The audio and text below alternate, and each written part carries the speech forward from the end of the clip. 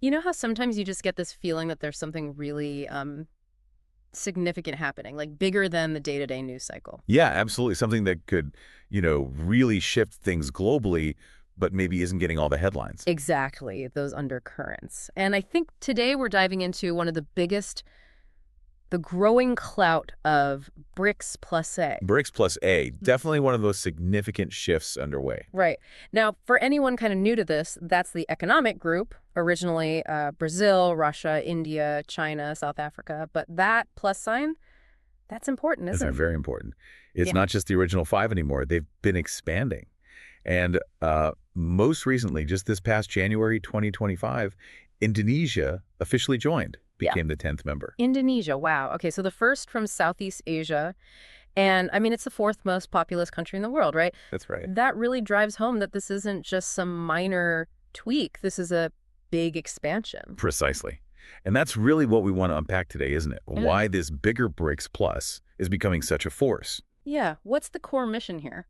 Well, we want to give everyone the crucial insights, the key pieces that show just how much influence they're gaining without getting lost in, like every single detail. We've been looking at all sorts of info on BRICS Plus and the new members, and honestly, the sheer scale, it's kind of mind-boggling. It really is.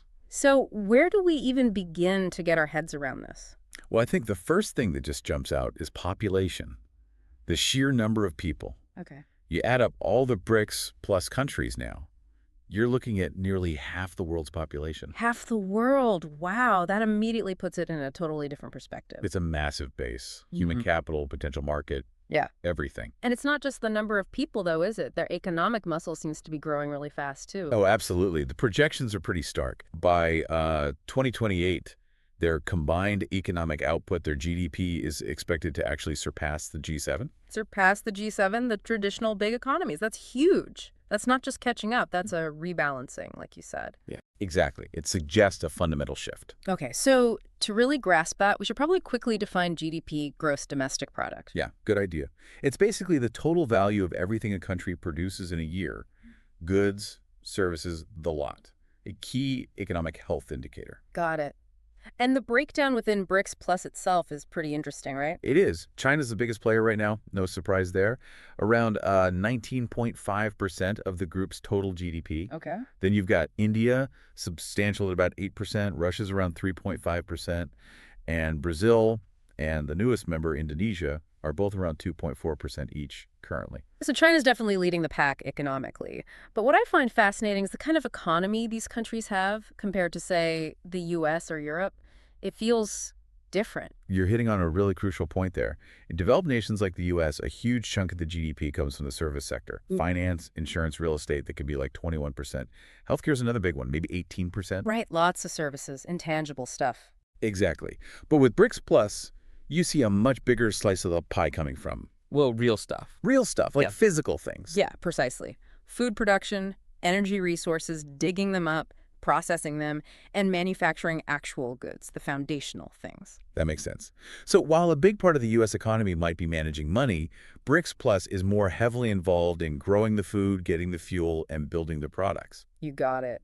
And this is where another concept, purchasing power parity or PPP, is really useful. PPP, right. That adjusts for cost of living differences. Sort of, yeah. It looks at what the money can actually buy in that country. Think like how much further a dollar goes in a small town versus a big city. Okay? So when you apply that PPP lens to these vital sectors, food, energy, manufactured goods, the BRICS plus countries, together account for nearly half the world's output in those essential areas. Nearly half. Wow. So just looking at standard GDP might actually understate their real-world clout in these critical goods. Exactly. It shows their fundamental importance to, how the global economy actually functions day to day. And it's not just this overall weight. They have real dominance in specific vital areas, don't they? Absolutely. Let's dig into those specifics. Maybe start with the most basic thing, food. Food production. Yeah. Yeah, it's striking when you look at the lists. Brazil, Russia, India, China. They're huge in so many key crops. Huge. Sugar, corn, rice, wheat, global staples. And then things like palm oil, potatoes. BRICS Plus is massive. Take palm oil, they produce nearly 90% globally. 90%. That's almost total control of one commodity. It's staggering. And it extends to other oils too, like soybean and canola, where they're also major players. What about protein? Meat, fish? Yeah, look at meat. Brazil and China are top producers of chicken, pork, beef. China also leads the world in egg production. And seafood. That's crucial for so many diets. Definitely. China, India, and now Indonesia together. They control over 70% of the world's fish farming aquaculture. So grains, oils, meat, fish, when you put it all together. It becomes crystal clear. BRICS Plus plays an absolutely pivotal role in global food security, in the stability of those supply chains we all rely on. It really underscores global interdependence, doesn't it? How much many countries rely on the output from just this group. Okay, so they're feeling a huge part of the world. What about powering it? Energy must be another big one. Oh, huge. Right now, half of the world's top oil producers are BRICS Plus members. Half already. Already. And that influence is likely to grow. You add in the UAE and Iran, who joined recently, and then if Saudi Arabia eventually joins, BRICS Plus could potentially control something like 42% of global oil. 42%. Wow. And global energy demand is only going up, right? Projected increase of 30% by 2040 or something. That's the projection. So their leverage in oil and gas seems set to increase significantly. It's not just fossil fuels, though, is it? I saw Russia mentioned with nuclear power. Right.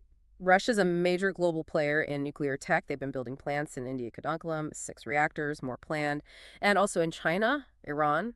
Interesting. So cooperation within the group extends to high-tech energy, too. Definitely. And China and Russia are collaborating on new nuclear projects as well. There's a strategic goal there, trading energy, potentially developing systems outside the traditional Western ones. Right, building independent capabilities. Okay, so food, energy.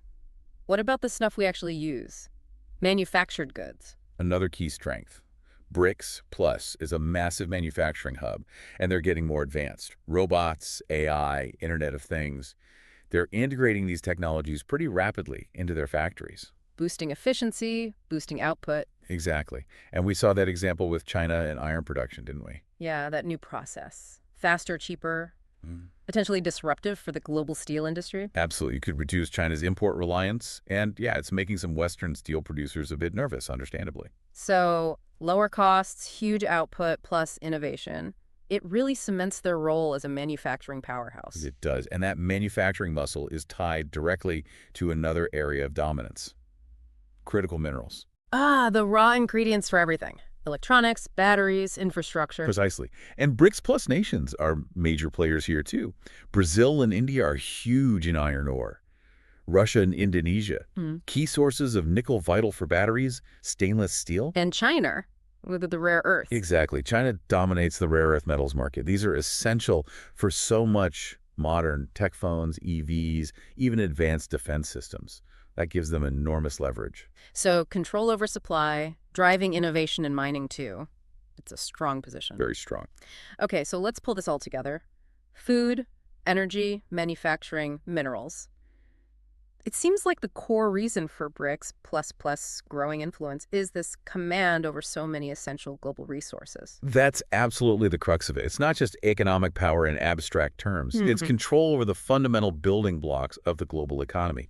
And that translates directly into political influence. Real leverage on the world stage. Exactly. They're not just playing catch-up anymore. The trends suggest they're actively moving towards a leadership role. So it's less about if they'll be a major force and more about how they'll shape things going forward. What does that future look like? That's the big question, isn't it? They seem poised to significantly reshape global dynamics in the coming years.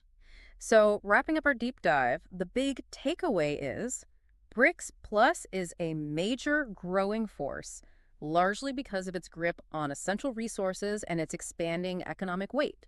It's changing the global game in ways maybe we haven't fully grasped yet. Which leads to a final thought maybe for our listeners. Given this trend, this growing influence, how might BRICS Plus unexpectedly shape your world, your job, your community, maybe even just daily life in ways that aren't obvious right now? That's a really good question to ponder. The ripple effects could be pretty far-reaching. Definitely. And if this conversation sparked your interest, really dig deeper. Look into the individual countries, the specifics of their cooperation. Understanding these shifts is, well, it's becoming pretty vital. Absolutely. It's a complex picture, but definitely one worth watching closely.